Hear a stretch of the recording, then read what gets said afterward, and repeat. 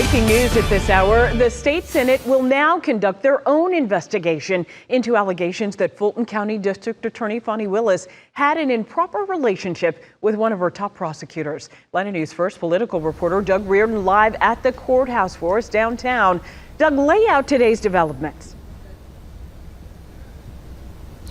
Right, Tracy. Well, this was approved this morning. It will be made up of 9 state senators who are Republicans and 3 who are Democrats. They're going to have subpoena power, which is really kind of the rub here, because that will allow them to demand documents and also testimony from people like Fani Willis and the man she is alleged to have been in that improper relationship with, her special prosecutor, Nathan Wade. So as we've mentioned, that was approved by senators this morning. It was proposed just last week, so that process went relatively rapidly.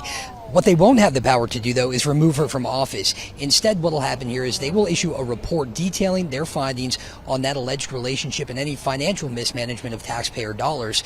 It could lead to law changes and even a severe defunding of state dollars to Willis's office. We have a budget coming up soon. Keep that in mind. We also learned today that a Fulton County ethics panel will be conducting their own investigation into these accusations, and Republican State Senator Charlize Byrd introduced articles of impeachment against Willis also today, which Georgia State law professor Clark Cunningham says could be a real problem for Willis, with Republicans having the numbers there. The Georgia Constitution just says the House has the power of impeachment.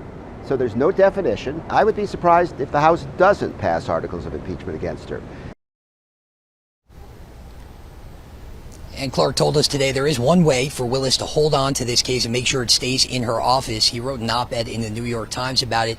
We're going to pick his brain on that coming up at 4:30. For now, we're outside the Fulton County Courthouse. Doug Reardon, Atlanta News First. Doug, thank you. Atlanta News First, giving you access to everything we know about this story. Text Fulton to 470-777 WANF.